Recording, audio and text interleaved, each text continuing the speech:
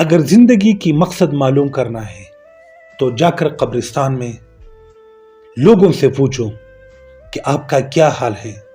دنیا میں جو آپ بڑے بڑی باتیں کرتے تھے، جوا کھیلتے تھے، اپنی خواہشاتوں کے مطابق زندگی گزارتے تھے، آج آپ کا پیسہ کدھر ہے؟ آپ کی عیش عشرت والی زندگی کہاں ہے؟ اگر آپ دولت کی بات کرتے ہو تو جا کے ہاسپٹل میں ایک بیمار سے پوچھئے کہ آپ کو کس چیز کی ضرورت ہے۔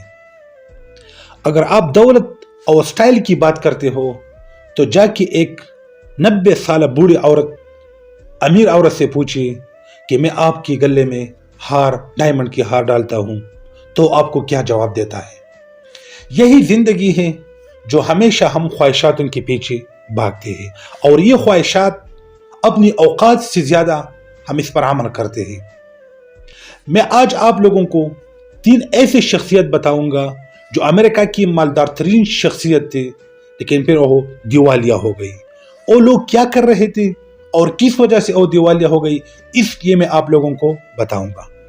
آپ لوگ مائیکل جیکسن کا نام آپ لوگوں نے سنا ہوگا، جس کی $400 ملین آمدنی تھی۔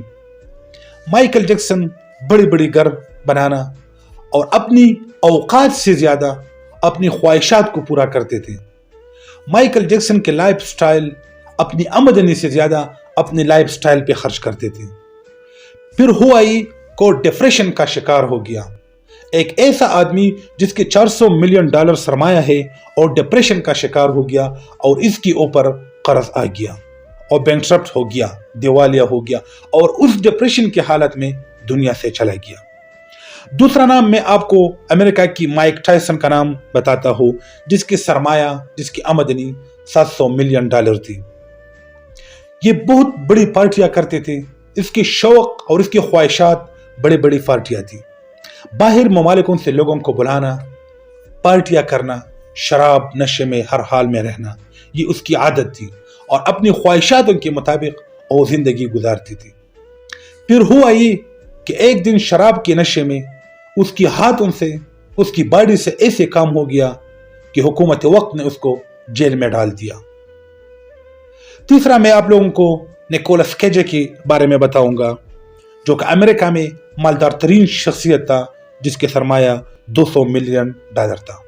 اس کا شوق بڑی بڑی گاڑی خریدنا تھا، اپنے پیسہ گاڑیوں پہ خرچ کرنا تھا، اپنی اوقات سے زیادہ اپنی ضروریات اور خواہشات کو پورا کرنا تھا، اور اس وجہ سے وہ دیوالیہ ہو گیا۔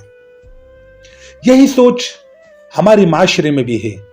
ہم ہمیشہ ٹی وی خریدنے کی کوشش کرتے ہیں، بڑی بڑی گاڑی خریدنے کی کوشش کرتے ہیں، بڑی بڑی بنگلے خریدنے کی کوشش کرتے ہیں، لیکن ہماری اوقات بلب خریدنے کی نہیں ہے۔